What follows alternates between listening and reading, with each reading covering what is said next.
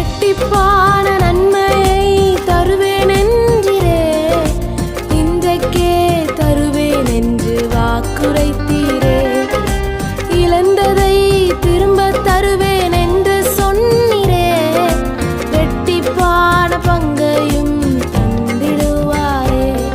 சங்கீதம் 147 அதனுடைய 12வது வசனத்தினுடைய கடைசி பகுதி, உன் தேவனை துதி. இந்த வார்த்தையை கேட்டுக்கொண்டிருக்கிற எனக்கு அன்பான தேவ பிள்ளைகளே, நீங்கள் துதித்தால் அற்புதம் நடக்கும். நீங்கள் துதித்தால் தடைகளை கர்த்தர் உடைத்து போடுவார். துதி ஒரு பெரிய ஆயுதம். யாரெல்லாம் தேவ சமூகத்திலே துதித்து கொண்டிருக்கிறாங்களோ அவங்களுக்கு மாபெரும் வெற்றியையும் விடுதலையும் ஆசீர்வாதத்தையும் மேன்மையையும் கர்த்தர் கொடுக்கிற தகப்பனா இருக்கிறார். நான் வாசித்ததான இந்த வசனத்திலே சொல்லப்பட்டிருக்கிறது, உன் தேவனை துதி. துதித்தால் என்ன நடக்கும் என்று சொல்லி கீழே உள்ள வாக்கியங்கள் சொல்லப்பட்டிருக்கிறது. நீங்கள் துதித்தால் அவர் உங்களுடைய வாசல்களின் தாழ்பாள்களை ஆண்டவர் பலப்படுத்துகிற தகப்பனா இருக்கிறார். ஒரு வீட்டிற்கு தாழ்பாள் மிகவும் அவசியம். தாழ்பாள் எதற்காக போடுகிறார்கள் என்றால், அந்த வாசலுடைய கதவுகள் ஸ்ட்ராங்காக இருக்கும்படியாக தாழ்பாள்களை போடுகிறார்கள். அதுபோல நம்முடைய வாழ்க்கையிலே தாழ்பாள் மிகவும் அவசியம். தாழ்பாள் நமக்கு தேவை. துதிச்சா ஆண்டவர் உங்களை பலப்படுத்துகிற தகப்பனா இருக்கிறார்.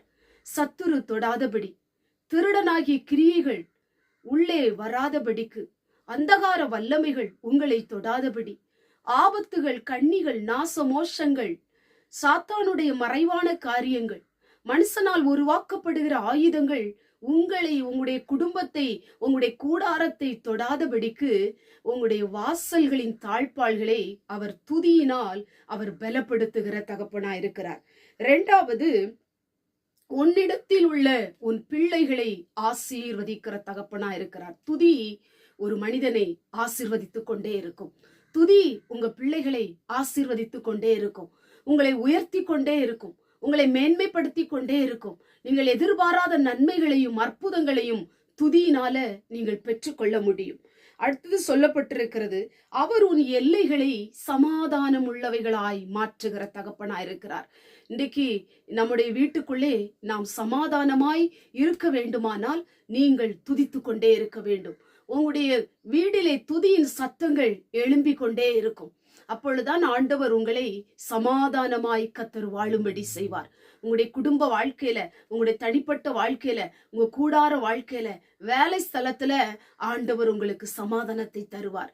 கடைசியாக சொல்லப்பட்டிருக்கிறது, உச்சிதமான ஆசீர்வாதத்தினால உங்களை அவர் திருப்தியாக்குகிற தகப்பன். ஆண்டவரை தேடுகிற பிள்ளைகளுக்கு, அவரை துதிக்கிற பிள்ளைகளுக்கு, அவரை ஆராதிக்கிற பிள்ளைகளுக்கு உச்சிதமான, உன்னதமான, உயர்வான ஆசீர்வாதங்களை கொடுத்து அவர்களை திருப்தியாக்குகிற தகப்பனாயிருக்கிறார். இன்றையிலிருந்து கர்த்தரை துதிக்க ஆரம்பியுங்கள். இன்றையிலிருந்து உங்களுடைய வாழ்க்கை துதிக்கிறதாய் மாறட்டும். உங்களுடைய கூடாரம் துதிக்கிறதாய் மாறட்டும். உங்களுடைய வீட்டில் இருக்கிற நபர்கள் கர்த்தரை துதிங்க, நாள்தோறும் துதிங்க, அனுதினமும் துதிங்க. நீங்க துதிச்சா உங்களுக்கு பெரிய காரியங்களை செய்வார். நீங்க துதிச்சா அற்புதம் நடக்கும். நீங்க துதிச்சா நீங்க எதிர்பாராத, கிரகிக்க முடியாத நன்மைகளை கர்த்தர் உங்களுக்கு செய்வார். கண்களை மூடி ஜெபம் பண்ணுவோம். எங்கள் பரிசுத்தமுள்ள நல்ல பிதாவே, கேட்டதான வசனத்தின் மூலம் ஆண்டவரே, உன் தேவனை துதி என்று வேதம் சொல்லப்பட்டது போல துதிச்சா என்ன நடக்கும்னு வேதம் ஆண்டவரே சொல்லப்பட்டிருக்கிற அதன்படி நாங்கள் நடக்க இந்த வார்த்தையை கேட்டுக்கொண்டிருக்கிற ஒவ்வொருடைய வாழ்க்கையும் ஆசீர்வதிக்கப்பட தேவன் கிருபை கொடும். இயேசுவின் மூலம் செபிக்கிறோம் பிதாவே, ஆமென்.